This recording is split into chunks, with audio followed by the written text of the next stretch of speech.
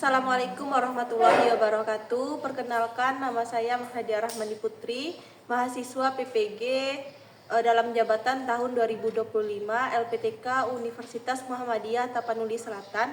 Pada hari ini saya akan mengambil video untuk ujian kinerja. Ini adalah KTP saya.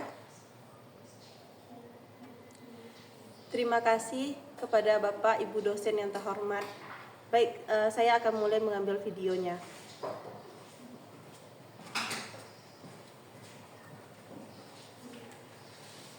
Assalamualaikum warahmatullahi wabarakatuh. Waalaikumsalam warahmatullahi wabarakatuh. Selamat datang kembali di Laboratorium Biologi. Hari ini kita akan melanjutkan pembelajaran sesuai dengan jadwal yang telah ditentukan oleh sekolah. Oke, pada hari ini sebelum memulai pembelajaran, akan baiknya kita mulai dengan membaca doa. Nah, siapa yang mau memimpin? Silakan mungkin disiapkan tempatnya, kita baca doa. Di tempat duduk siap, berdoa mulai.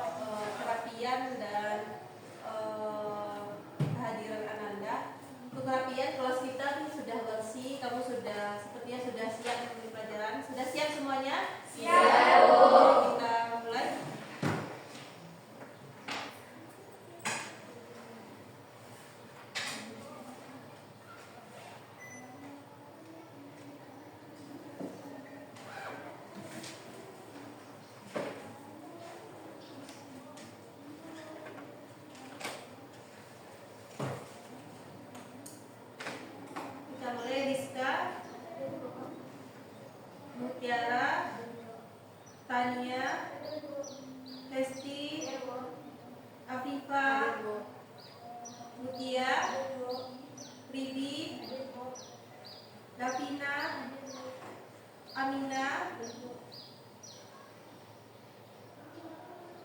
Raiga, Nazwa, Praci, Gita, Lovinka, Indah, Suci, Windy, Syakila, hadir semuanya? Alhamdulillah. Nah, hari ini kita akan belajar itu mengenai pembelahan sel. Minggu kemarin sudah Ibu ingatkan untuk Ananda membaca materi tentang pembelahan sel. Minggu kemarin kita membahas yaitu bagaimana struktur kimiawi yang ada pada sel. Bagaimana organel sel itu ada di dalam sel, serta fungsinya yang masing-masing itu sangat kompleks sekali. Nah, pada hari ini Ibu harapkan Anda tetap semangat dalam belajarnya. Kemudian kamu bisa memahami materi ini dengan sangat baik, karena ini merupakan salah satu dasar materi di mana lanjutannya pada sistem pada tubuh manusia. Khususnya kita belajar adalah pembelahan sel yang terjadi di tubuh manusia.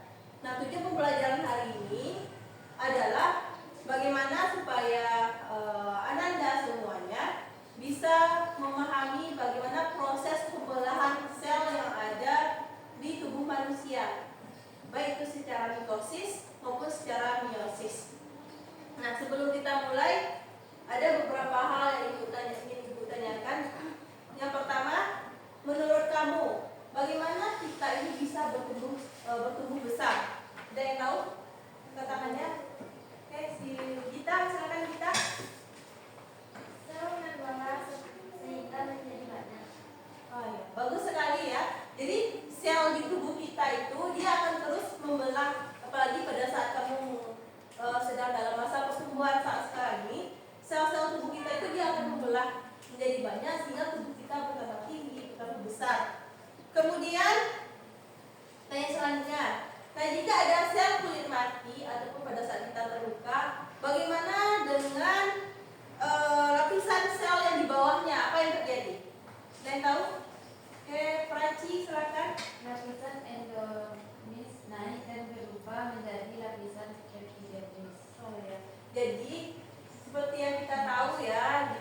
dia ada 4 lapisan di kulit. Nah, jadi lapisan nanti setelah lapisan di atasnya itu mati atau epidermisnya itu mati, lapisan endodermis yang berada di bawahnya itu dia akan naik ke atas. Nah, jadi lapisan endodermis itu dia akan menjadi lapisan epidermis yang baru. Sehingga begitulah proses dari pergantian kulit kita itu akan terjadi terus. Kemudian yang terakhir ingin ditanyakan adalah bagaimana proses sel ini bisa menjadi lebih banyak. Rizka? Secara mitosis dan meiosis ini sudah kamu baca materinya ya di rumah. Oke, nah sebelum kita masuk, Ibu ada video. Nah, videonya ini tentang bagaimana proses pembelahan di tubuh manusia itu bisa terjadi.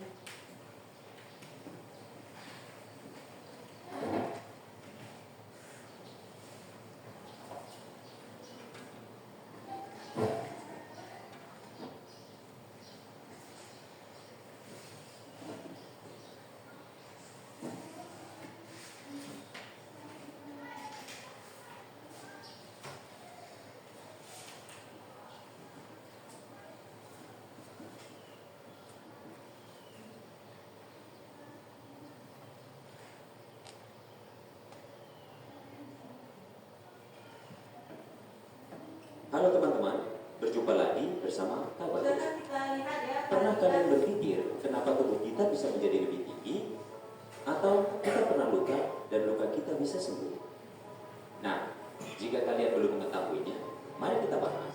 Pada dasarnya, tubuh kita menjadi lebih tinggi dan luka kita bisa sembuh merupakan peran pembelahan sel. Nah sekarang, apakah pembelahan sel itu? Pembelahan sel adalah suatu proses yang membagi suatu sel induk menjadi 2 atau lebih sel anak. Sel mengalami pembelahan bertujuan untuk pertumbuhan, perbaikan, dan reproduksi.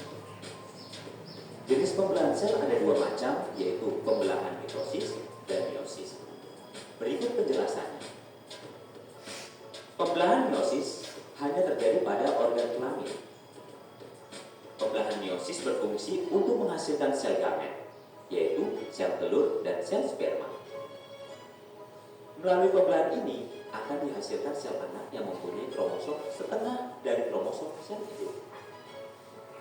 Pembelahan meiosis adalah pembelahan sel yang menghasilkan 4 sel anakan yang masing-masing sel memiliki separuh dari jumlah kromosom sel induk. Jumlah kromosom yang dimiliki oleh sel anakan adalah N, atau disebut dengan haploid. Maka pembelahan sel meiosis disebut sebagai pembelahan reduksi. Adapun fase-fase pembelahan meiosis mirip dengan fase-fase pembelahan mitosis. Pembelahan meiosis berlangsung dalam 2 tingkat, yaitu meiosis 1 dan meiosis 2. Fase pembelahan meiosis 1 adalah profase 1. Pada tahapan ini, yang pertama membran inti mulai rusak menjadi bagian-bagian kecil yang dikenal dengan fragmen dan terbentuk geledok pembelahan. Yang kedua, benang-benang kromatin menjadi padat, menjadi kromosom dan kromosom homolog berpasangan. Yang ketiga, terjadi perpindahan sila atau dikenal dengan pertukaran segmen molekul DNA yang sesuai di antara kromatin non saudara. Tahapan berikutnya yaitu profase 1. Pada tahapan ini, kromosom berjejer pada bidang pembelahan. Kemudian tahapan anafase 1. Pada tahapan ini, kromosom homolog memisah dan bergerak ke kutub-kutub yang berlawanan.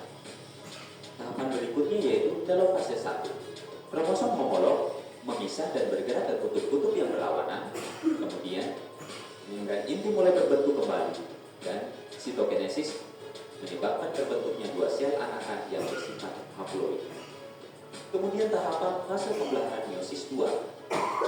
Yang pertama, profase 2, di mana membran inti mulai rusak menjadi bagian-bagian kecil yang dikenal dengan fragmen dan terbentuk geledok pembelahan. Dan selanjutnya, kromatin mulai bergerak ke bidang pembelahan. Tahapan metafase 2 yaitu kromosom berjejer pada bidang pembelahan.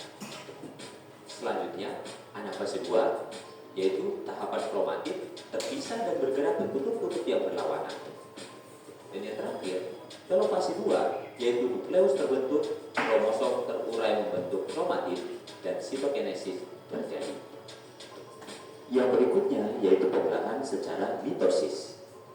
Pembelahan mitosis terjadi pada sel-sel tubuh yang dikenal dengan sel somatik, yaitu dalam makhluk hidup. Pada pembelahan ini dihasilkan sel anak yang mempunyai jumlah kromosom sama dengan kromosom sel induk. Pembelahan mitosis adalah tipe pembelahan sel yang menghasilkan dua sel anakan.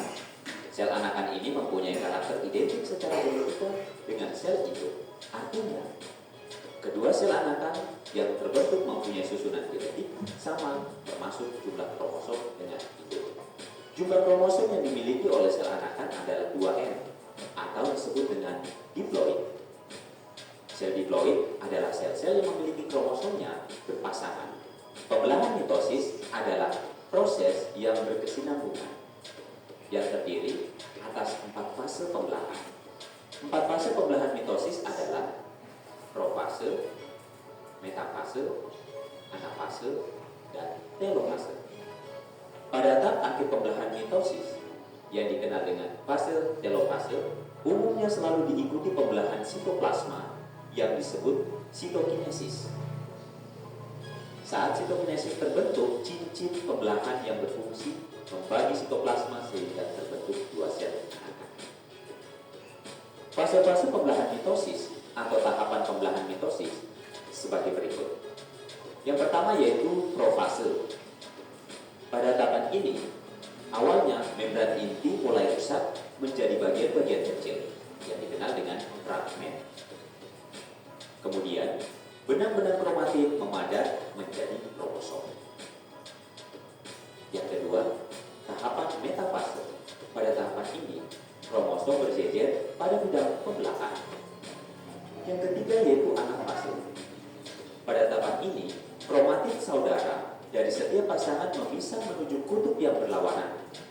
Pada akhir anafase, kedua kutub sel memiliki kromosom yang jumlahnya sama. Dan yang keempat, telofase. Pada awalnya, membran inti mulai kembali bergabung.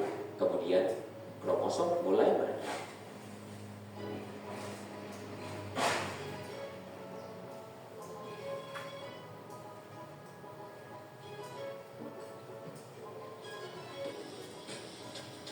Semoga melalui video ini kita semua jadi tahu proses-proses pembelahan sel pada makhluk hidup. Semoga video ini bermanfaat bagi teman-teman semua yang saat ini sedang belajar hidup. Tetap jaga kesehatan ya. Terima kasih. Terima kasih, Kak. Oke, kita jelaskan ya lebih lanjut. Jadi pembelahan sel yang secara mitosis dan meiosis itu dia berkaitan juga dengan jumlah kromosom yang ada di tubuh kita.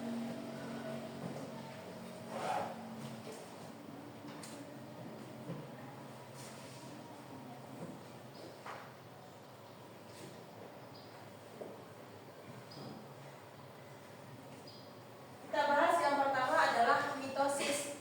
Pada mitosis, seperti yang dijelaskan tadi, pembelahan mitosis ini terjadi di sel tubuh atau disebut juga dengan autosom.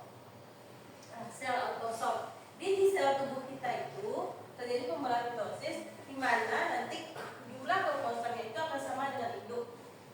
Jadi dia ada 4 fase. Ada profase, metafase, anafase, dan telofase. Di mana di profase pada sel dia akan mulai menghilang, di mana organ-organ sel lainnya menghilang. Dia tersisa adalah kromatit atau kromosomnya saja. Kemudian pada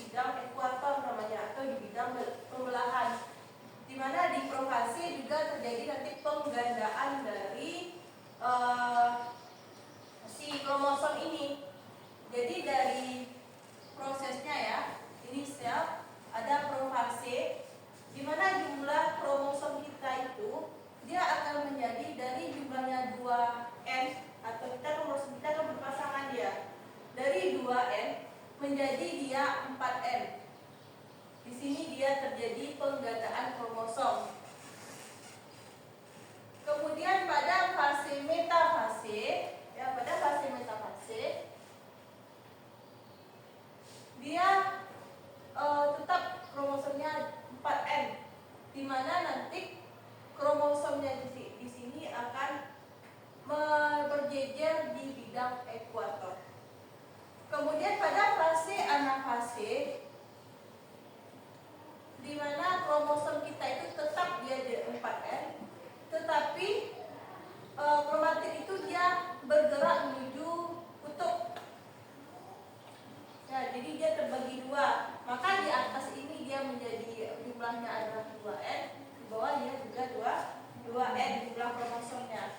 Kemudian di tahap yang terakhir yaitu telofase, sel dia membelah. Jadi di bidang ini dia akan membelah, menghasilkan nanti dua kromosom yang identik dengan induknya, di mana di sini jumlah kromosom awalnya adalah 2N dan di sini juga 2N. Jadi sama dengan awalan induknya. Di situ pembelahan mitosis terjadi.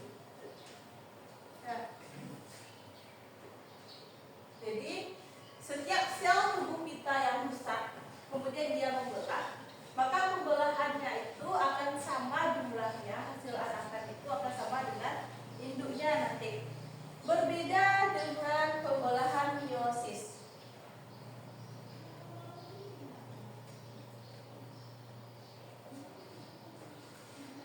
Meiosis ini dia terbagi dua, yaitu 1 dan 2. Di mana meiosis 1 prosesnya hampir sama dengan mitosis. Ada juga 4 fase, namanya juga sama. Cuma karena dia meiosis 1, maka dia dibuat dia ada profase 1, ada metafase 1, ada anafase 1, kemudian terakhir telofase 1. Nah, yang profase 1 ini prosesnya sama. Jadi hasil akhir dari meiosis 1 ini adalah anakan dengan jumlah anak kan ada 2 ya. Nanti jumlahnya adalah sama-sama 2N. Yang berbeda itu adalah di meiosis 2 ya. Di meiosis 2 apa yang terjadi? Ada yang tahu? Di meiosis 2 ini di profase 1 dia tidak ada penggandaan. Jadi dari satu sel ini masuk dia ke meiosis 2, mengalami dia tahap sama ya, profase 2, metafase 2, anafase 2, dan terakhir telofase 2. Yang berbeda di mana di profase 2 ini dia tidak ada penggandaan. Jadi tetap kromosomnya itu 2N. Kemudian di metafase 2 ini masih 2N. Kemudian di anafase 2 tetap 2N. Kemudian masing-masing selnya punya N atau disebut dengan haploid, sedangkan ini disebut dengan diploid. Jadi hasil anakannya itu hasilnya adalah setengah dari kromosom induk. Berarti ada N dan N saja. Nah, tujuannya bagaimana? Supaya nanti hasil dari fertilisasi atau pembuahan, di mana sel kelamin kita yang perempuan umumnya membawa setengah kromosom bertemu dengan sperma jumlahnya setengah kromosom, maka dia akan membentuk kromosom yang lengkap membentuk individu baru. Ada yang mau ditanyakan? Cukup? Perlu lagi ulang? Tidak. Oke, paham ya? Ini karena sudah kamu baca juga. Nah, kemudian pada kali ini Ibu ada menyediakan lembar kerja. Nah, lembar kerjanya ini dia berbeda tiap kelompok ya. Jadi Ibu bagi dulu kelompoknya.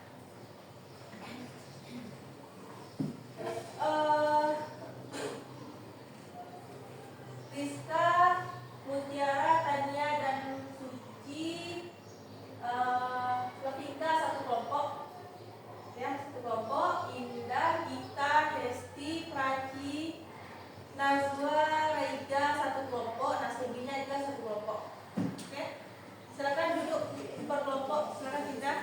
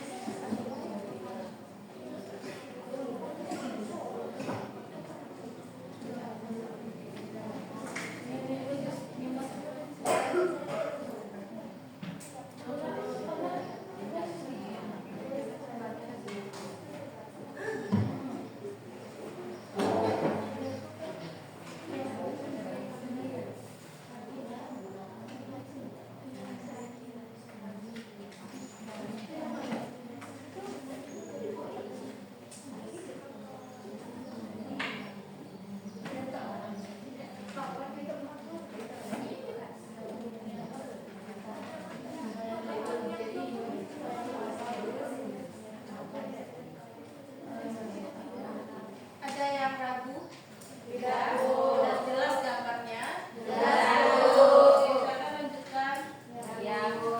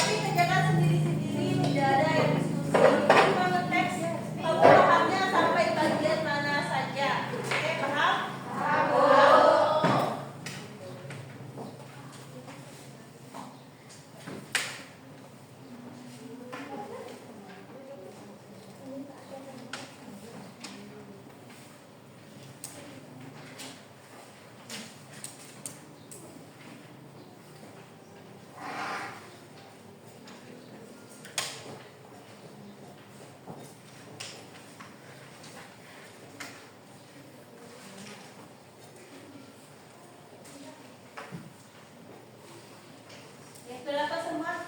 Ini jelas gambar yang soal Bu? Jelas. Jelas? Silakan dikerjakan. Tersendiri ya, tidak ada yang praktek.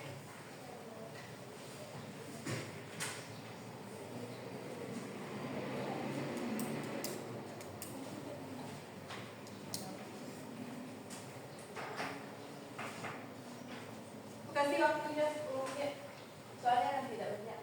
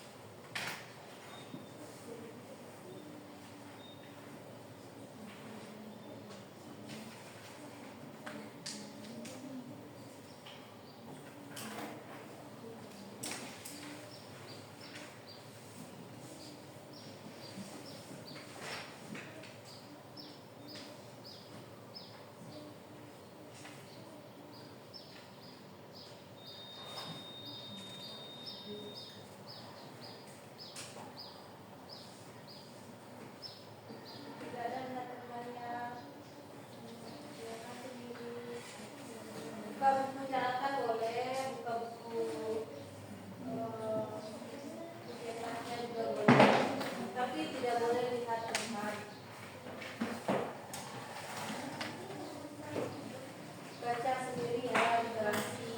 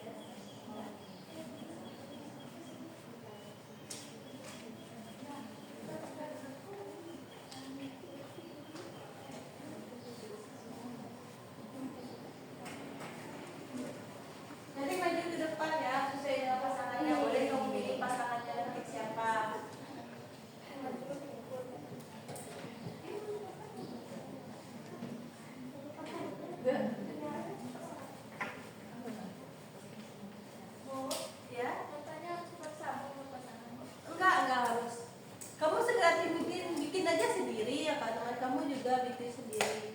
Jadi akan bentuk nanti satu kalimat ya, satu kalimat ya. Maka kamu kan tidak tahu pasangannya siapa nanti.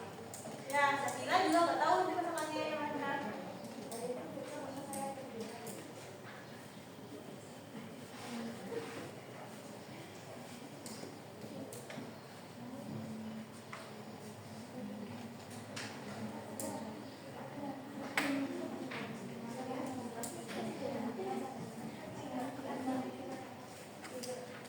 Sudah? Sudah? Oke, ada yang belum? Sudah semua? Rizka, kakak maju ke depan. Pilih temannya dari kelompok sini satu. Siapa yang kamu mau? Ribi, silakan Ribi maju ke depan. Kita dengarkan kalimat dari Rizka dan Ribi ya. Mereka pada temannya bacakan.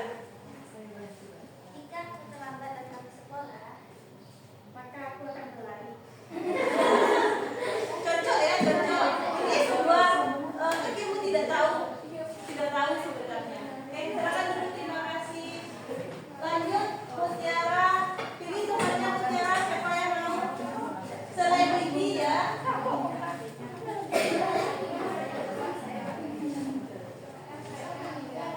Cocok itu. Pilih temannya siapa? Vina, silakan.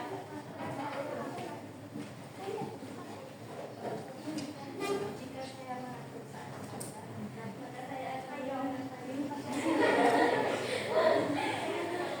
Ternyata tidak cocok, tidak ada chemistry kamu berdua ya. Silakan, terima kasih Mutiara, Vina. Lanjut, tanya. Pilih temannya namanya siapa?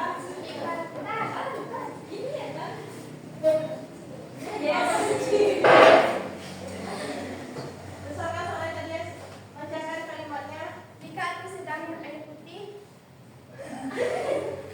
maka saya akan melupakannya. Oh, galau lagi ya. Lanjut, Esti. Pilih temannya Esti.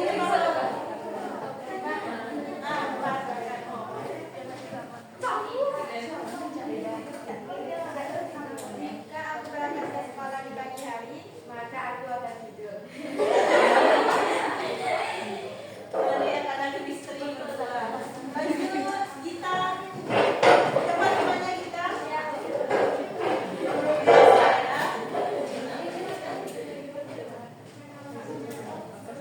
Jika saya belajar dengan rajin, maka aku akan sering belajar. Cocok ya, kayak memang Gita dan Gita ini memang couple ya. Sehati. Jika boleh pilih ya. Siapa yang makan? Sakila. Sakila katanya makan atau Gita tadi? Makan. Jadi boleh pilih Sakila ya. Nanti Windy juga pilih temannya yang di sini ya, Windy.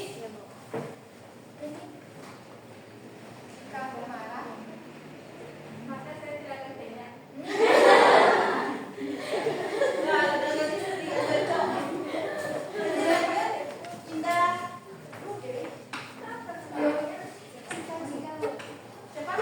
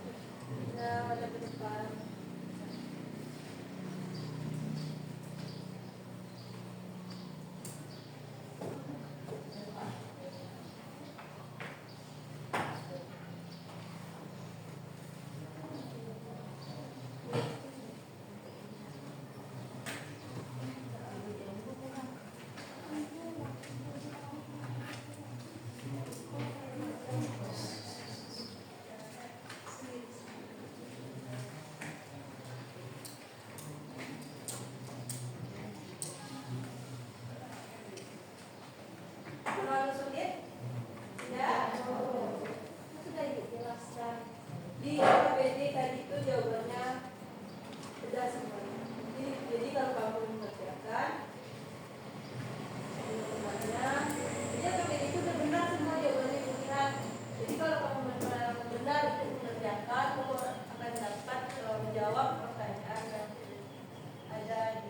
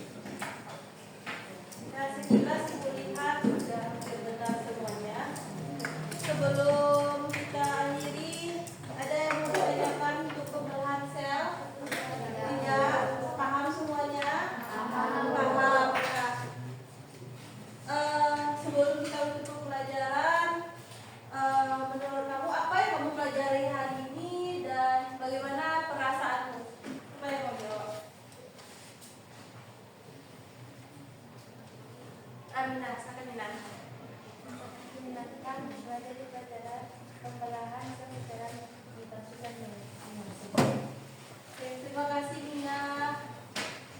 Menurut Anda semuanya, bagian mana yang paling menarik dari sepanjang materi kita hari ini? Kata Mutia. bagian hasil akhir sel di mana sejatinya pembelahan memiliki hasil berbeda. Oh, itu menarik ya. Ternyata pembelahan sel itu hasil akhirnya itu dia berbeda. Ya, tujuannya juga berbeda. Nanti tujuannya untuk apa? Kalau misalnya sel tubuh, memang untuk ganti sel tubuh yang rusak. Kalau sel kelamin dia untuk nanti reproduksi, nanti menunggu nanti sel kelamin orang lain ya. Kalau kita tidak punya ovum, nanti kita menunggu sperma supaya jadi ibu yang baru. Nah, dari semua materi ini, karena materi ini kan sifatnya itu agak sulit dibayangkan ya. Bagaimana yang paling sulit dipahami?